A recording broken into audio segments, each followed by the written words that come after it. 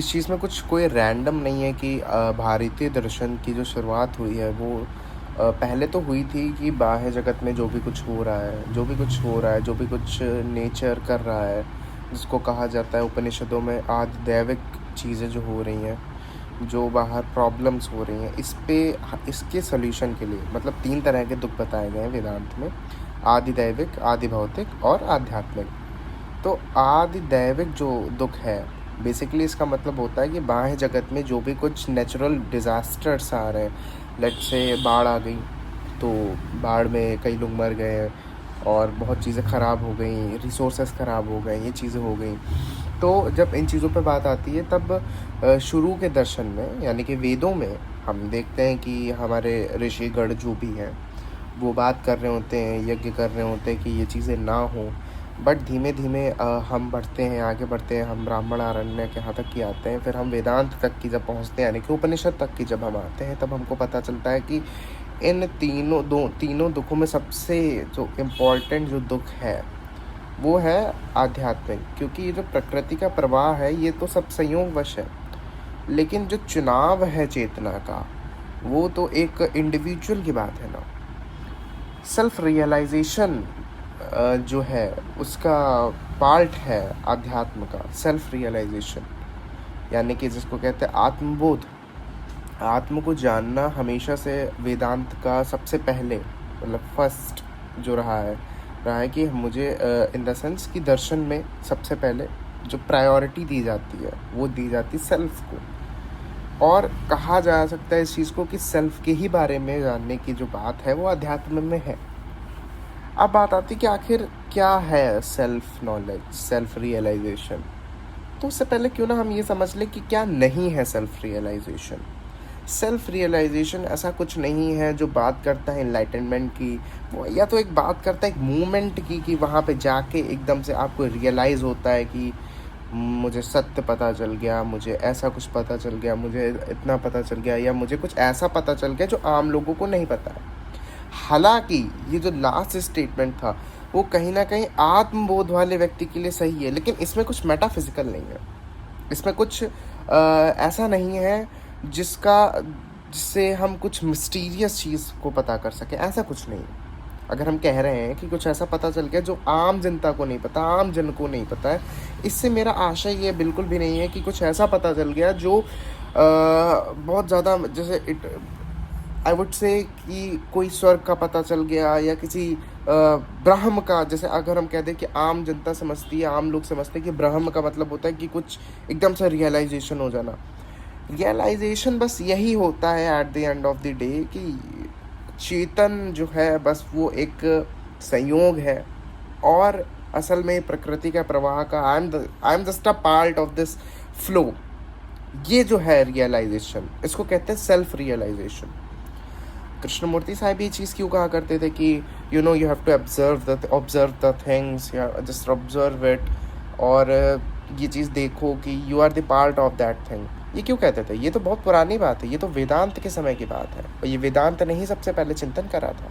फिर बाद में भगवान बुद्ध आए, भगवान नागार्जुन आए, और आचार्य शंकर आए, सब लोग आए जिन्होंने ये चीज़ें बातें करी।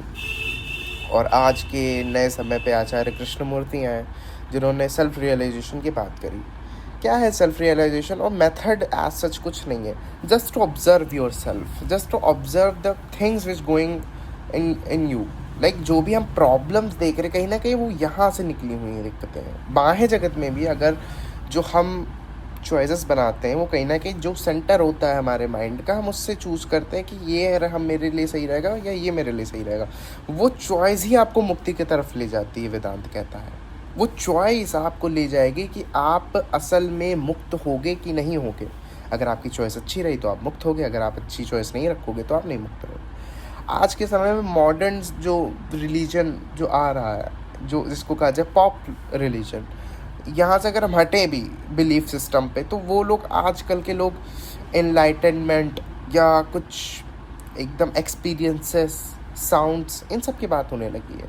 कब से, कौन से वेदांत के सूत्र में लिखा है कि जब आपको रियलाइजेशन होता है तो इसका मतलब हो जाता है कि आप कुछ ऐसा सुनने लगेंगे, आप कुछ ऐसा जान जाएंगे, जो शायद आप कभी नहीं जान पाए थे, आपको पता भी नहीं था, एकदम से आप उठते हो, कहते हो अहम ब्रह्मास्मि। ये नहीं होता है, ऐसा हो ही नहीं सकता है। ये स्टेटमेंट अपने में बहुत ज़्यादा प्रॉब्लमेटिक है वेदांत के पर्सपेक्टिव से, कि एक मोमेंट आता है जहाँ पे आपको सेल्फ रियलाइजेशन होता है। ऐसा नहीं होता है।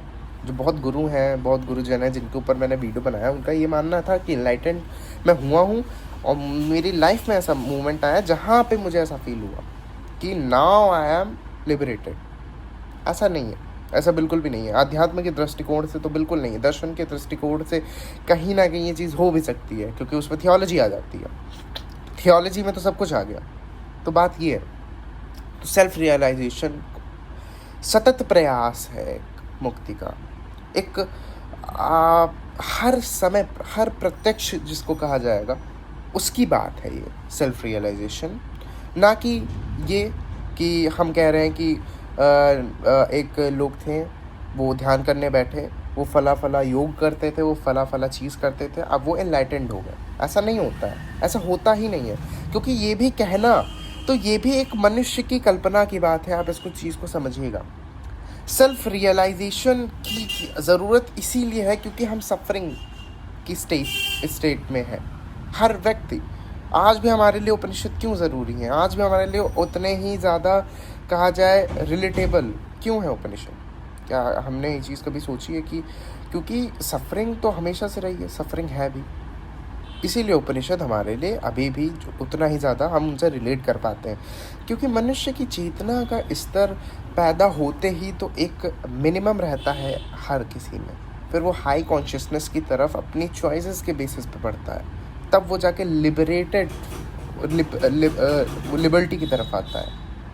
तो इस प्रकृति के प्रवाह को समझना ही अध्यात्म का एक अंतिम लक्ष्य है, एक इंडिविजुअल को लेकर, कि वो इस विशाल, जिसको कहते हैं ताओइज्म में, आप समझिए कहाँ से कनेक्शंस हैं चीज़ों के।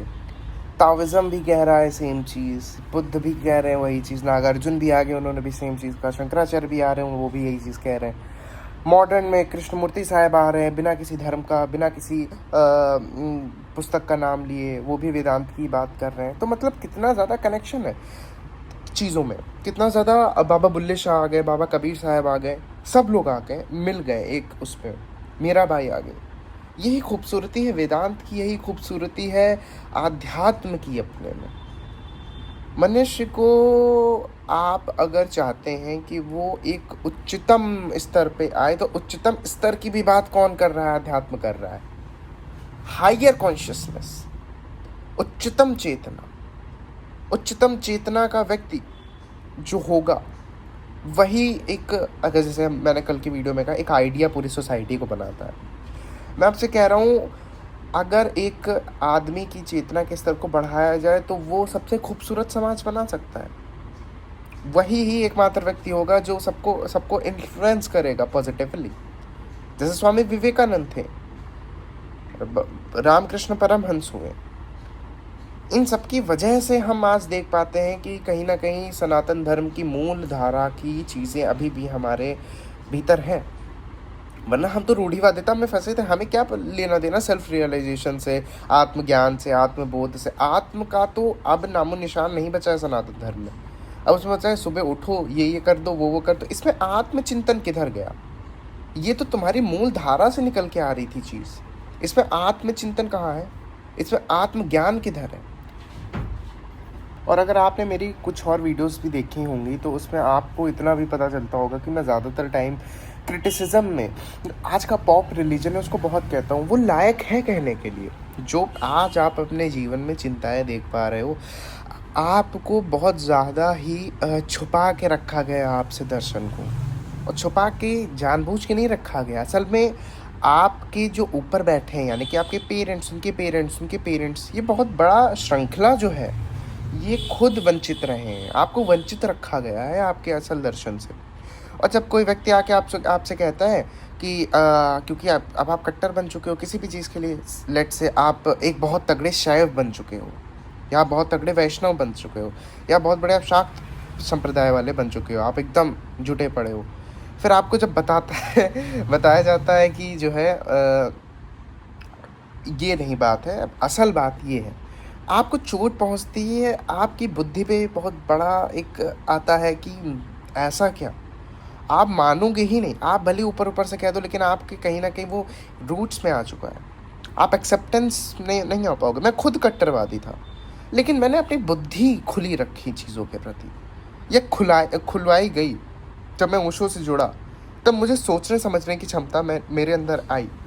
फिर आज ओशो से कृष्णमूर्ति से आचार्य प्रशांत जी, और ये चलता आ रहा है। मेरे अष्टावक्र से मैं मिला, भगवान कृष्ण से मैं मिला। इन द सेंस मिलने से मेरा आशय ये है कि मैंने उनकी बोध कथाएं सुनी, मैंने उनको जाना समझा। तो मैं अब उन मान्यताओं में नहीं आ रहा हूँ, मैं उन चीज़ों में अब ग्रसित नहीं हूँ जो मैं पहले हुआ करता था। मेरे लिए अब वो बातें बहुत छोटी बातें हो चुकी, तभी मैं क्रिटिसिज्म दिया करता हूँ, क्योंकि मुझे बहुत अच्छी चीज़ पता चल चुकी है, और वही मैं अपने यूट्यूब चैनल से आप लोगों तक की पहुँचाना भी चाह रहा हूँ। तो यही था आज का वीडियो, जिसमें मैं बात करा ये सेल्फ रियलाइजेशन से रिलेटेड और पॉप रिलीजन से रिलेटेड। वीडियो अच्छा लगा तो लाइक करिए। Thank you so much for watching.